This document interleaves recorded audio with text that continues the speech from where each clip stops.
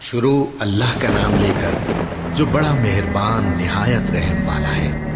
جو لوگ اللہ کی آیتوں کو نہیں مانتے اور انبیاء کو ناحق قتل کرتے رہے ہیں اور جو انصاف کرنے کا حکم دیتے ہیں انہیں بھی مار ڈالتے ہیں، ان کو دکھ دینے والے عذاب کی خوشخبری سنا دو۔ یہ ایسے لوگ ہیں جن کے اعمال دنیا اور آخرت دونوں میں برباد ہیں اور ان کا کوئی مددگار نہیں ہوگا۔ بھلا تم نے ان لوگوں کو نہیں دیکھا جن کو کتاب یعنی تورات سے حصہ دیا گیا اور وہ اس کتاب اللہ یعنی قرآن کی طرف بلائے جاتے ہیں تاکہ یہ ان کے تنازعات کا ان میں فیصلہ کر دے؟ تو ایک فریق ان میں سے پھر جاتا ہے اور منہ پھیر لیتا ہے، یہ اس لیے کہ یہ اس بات کے قائل ہیں کہ دوزخ کی آگ ہمیں چند روز کے سوا چھو ہی نہیں سکے گی، اور جو کچھ یہ دین کے بارے میں بہتان باندھتے رہے ہیں اس نے ان کو دھوکے میں ڈال رکھا ہے۔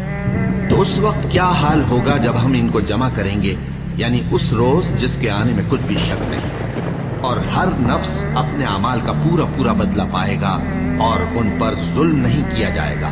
کہو کہ اے اللہ، اے بادشاہی کے مالک، تو جس کو چاہے بادشاہی بخشے اور جس سے چاہے بادشاہی چھین لے، اور جس کو چاہے عزت دے اور جسے چاہے ذلیل کرے۔ ہر طرح کی بھلائی تیرے ہی ہاتھ ہے اور بے شک تو ہر چیز پر قادر ہے۔ تو ہی رات کو دن میں داخل کرتا اور تو ہی دن کو رات میں داخل کرتا ہے۔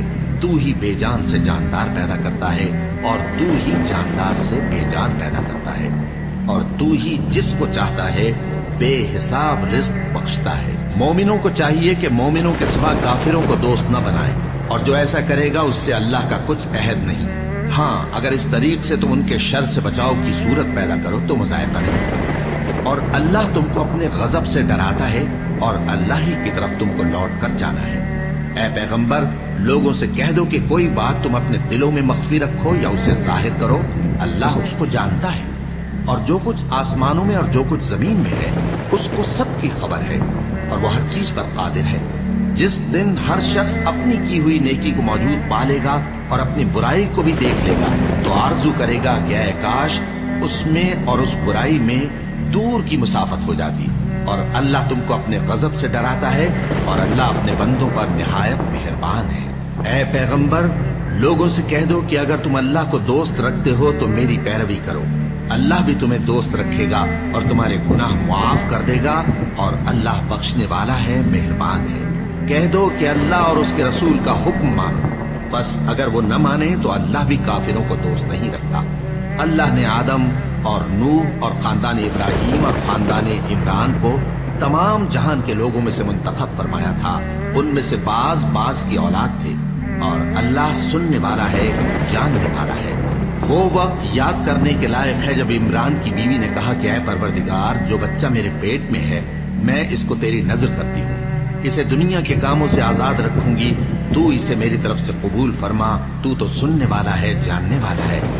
پھر جب ان کے ہاں بچہ پیدا ہوا تو کہنے لگی کہ پروردگار، میرے تو لڑکی ہوئی ہے، جبکہ اللہ خوب جانتا تھا جو ان کے ہاں ولادت ہوئی تھی، اور نہ ہوتا لڑکا مانند اس لڑکی کے، اور کہنے لگی میں نے اس کا نام مریم رکھا ہے، اور میں اس کو اور اس کی اولاد کو شیطان مردود سے تیری پناہ میں دیتی ہوں۔ تو اس کے پروردگار نے اس کو پسندیدگی کے ساتھ قبول فرمایا اور اسے اچھی طرح پرورش کیا، اور زکریا کو اس کا کفیل بنایا۔ زکریا جب کبھی عبادت گاہ میں اس کے پاس جاتے تو اس کے پاس کھانا پاتے۔ یہ کیفیت دیکھ کر ایک دن مریم سے پوچھنے لگے کہ مریم، یہ کھانا تمہارے پاس کہاں سے آتا ہے؟ وہ بولی کہ اللہ کے ہاں سے آتا ہے، بے شک اللہ جسے چاہتا ہے بے حساب رزق دیتا ہے۔ اس وقت زکریا نے اپنے پروردگار کو پکارا، عرض کی کہ پروردگار، مجھے اپنی طرف سے اولاد صالح عطا فرما، تو بے شک دعا سننے والا ہے۔ چنانچہ وہ ابھی عبادت گاہ میں کھڑے نماز ہی پڑھ رہے تھے کہ فرشتوں نے آواز دی کہ زکریا، اللہ تمہیں یحییٰ کی بشارت دیتا ہے، جو کلمۃ اللہ یعنی عیسیٰ کی تصدیق کریں گے اور سردار ہوں گے اور عورتوں سے رغبت نہ رکھنے والے اور ایک پیغمبر یعنی نیکوکاروں میں ہوں گے۔ زکریا نے کہا، اے پروردگار، میرے ہاں لڑکا کیوں کر پیدا ہوگا کہ میں تو بڈھا ہو گیا ہوں اور میری بیوی بانجھ ہے؟ فرمایا، اسی طرح اللہ جو چاہتا ہے کرتا ہے۔